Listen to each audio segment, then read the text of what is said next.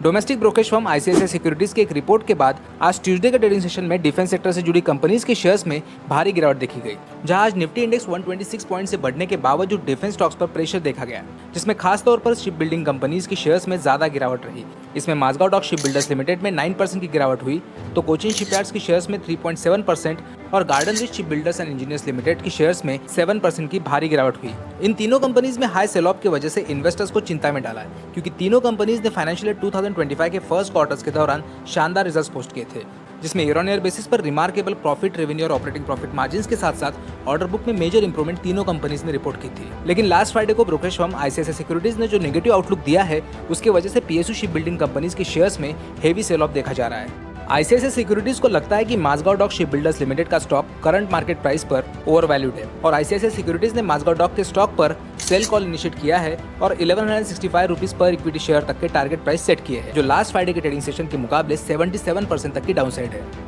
इस साल जून क्वार्टर्स के दौरान Mazagon dock ship builders Limited के EBITDA margins year on year basis पर पिछले फाइनेंशियल ईयर के सिमिलर क्वार्टर्स के 7.9% से हमंगसली 2000 बेसिस पॉइंट से बढ़कर 27.3% तक एक्सपांड हुए, जो लोअर ऑपरेटिंग एक्सपेंसेस के साथ साथ रैपिड ऑर्डर एग्जीक्यूशन के वजह से थे। वही आईसीआईसीआई सिक्योरिटीज को ये उम्मीद है कि कंपनी के फाइनेंशियल ईयर 2027 तक एबिटा मार्जिन्स हाई रह सकते हैं, क्योंकि अगले 2 से 3 वर्षों में एमडीएल का मेजर डिलीवरीज का प्लान है। लेकिन जैसे ही कंपनी नए ऑर्डर एग्जीक्यूशन शुरू करेगी, उसकी रेवेन्यू रिकॉग्नाइजेशन माइलस्टोन बेस हो सकती है और इसलिए एबिटा मार्जिन्स अराउंड 12 to 15% तक कम हो सकती है, जो माझगांव डॉक के लिए मेजर नेगेटिव रह सकता है। इसके अलावा ब्रोकरेज फर्म ने garden rich ship builders and engineers limited के स्टॉक पर भी सेल रेटिंग दी है और 515 रुपीस पर इक्विटी शेयर तक के टारगेट्स दिए हैं, जो लास्ट फ्राइडे के क्लोजिंग लेवल से 73% तक की बड़ी डाउनसाइड है। गार्डन रिच के लिए आईसीआईसीआई सिक्योरिटीज का यह विश्वास है कि कंपनी का फाइनेंशियल ईयर 2032 तक अर्निंग्स पर शेयर यानी ईपीएस अराउंड 55 to 65 रुपीस के रेंज में रह सकता है। साथ ही करंट जियोपॉलिटिकल टेंशंस के कारण जीआरएससी को बांग्लादेश गवर्नमेंट से मिले ऑर्डर्स के एग्जीक्यूशन में कुछ डिलेज हो सकते हैं,